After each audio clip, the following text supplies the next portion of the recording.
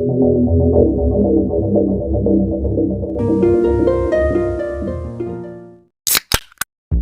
everyone, welcome back to channel Weekly Crime Stories yang akan membahas kisah-kisah kriminal nyata yang penuh misteri.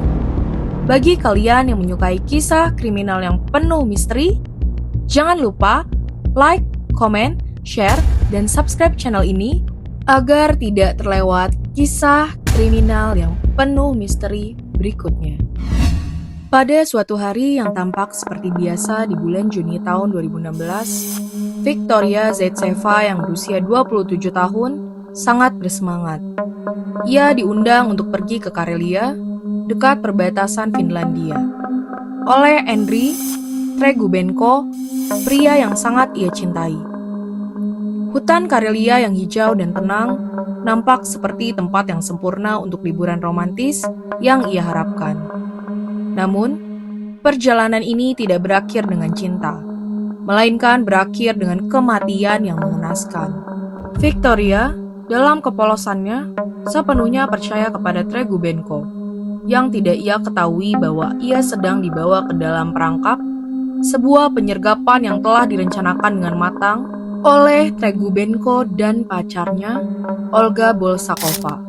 Pasangan ini, yang sangat terobsesi dengan satanisme, memilih Victoria sebagai korban manusia untuk dipersembahkan kepada kekuatan gelap yang mereka sembah.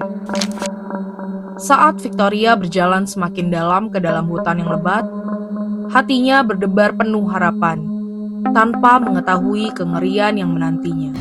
Tiba-tiba, di bagian hutan yang terpencil, Tregubenko dan Bolsakova menyerangnya. Penyergapan itu dilakukan secara brutal dan cepat.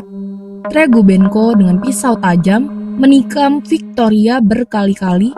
Setiap tusukan dilakukan dengan kebencian yang dingin dan tak terhitung. Jeritan Victoria menggema di antara pepohonan, tetapi tidak ada yang mendengarnya. Saat nyawanya mulai hilang, pasangan itu tidak menunjukkan belas kasihan. Tubuhnya yang tidak bernyawa dilemparkan ke dalam lubang yang sudah digali sebelumnya. Ditutupi ranting-ranting, lalu dibakar. Api menghanguskan jasadnya, meninggalkan sedikit bukti, tetapi bau kebiadaban tetap tercium di udara. Tindakan kejam ini hanyalah awal dari serangkaian pembunuhan yang akan menebar teror di seluruh wilayah tersebut. Pada bulan Agustus tahun 2016, pasangan pembunuh ini bertemu dengan Alexander Prevozikov Kumuri dan Tatiana Deryugina, dua orang yang sama-sama terganggu mentalnya. Kesempatannya dengan cepat membentuk aliansi jahat, diikat oleh obsesi mereka terhadap sihir hitam dan ritual satanik. Bersama-sama mereka merencanakan pengorbanan berikutnya.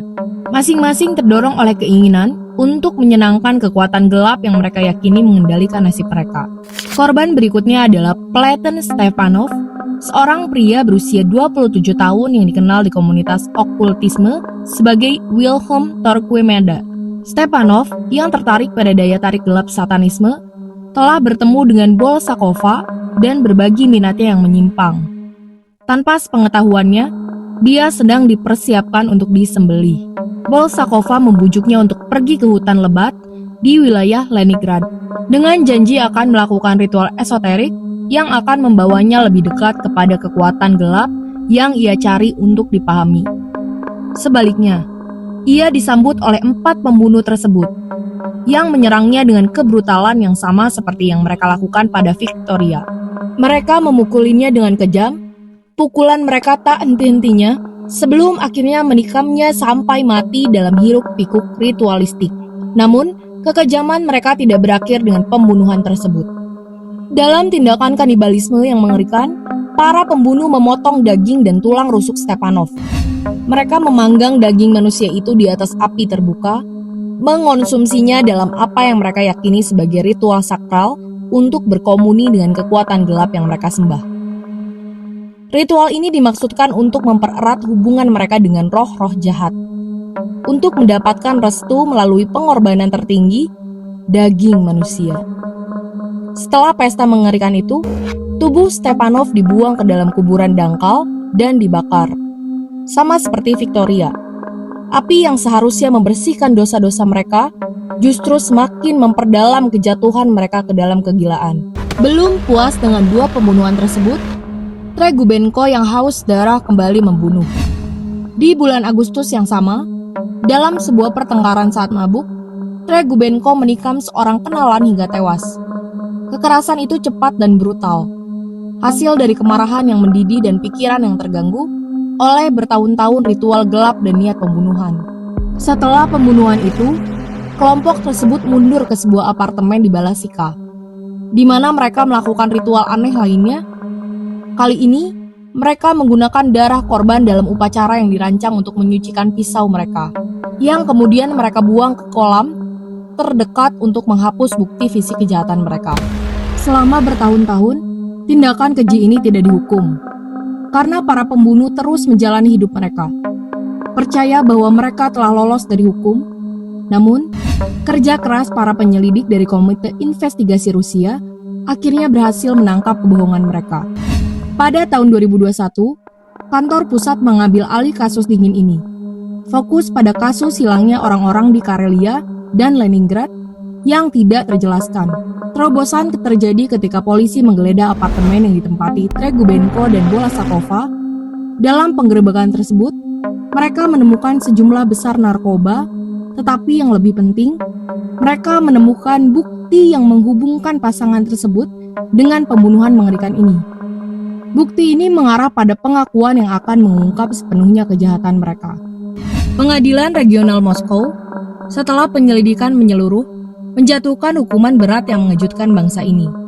Tregubenko, pemimpin dan otak di balik aktivitas kultus setan ini, dijatuhi hukuman penjara seumur hidup. Hukuman yang pantas untuk seorang pria yang telah merencanakan begitu banyak kematian.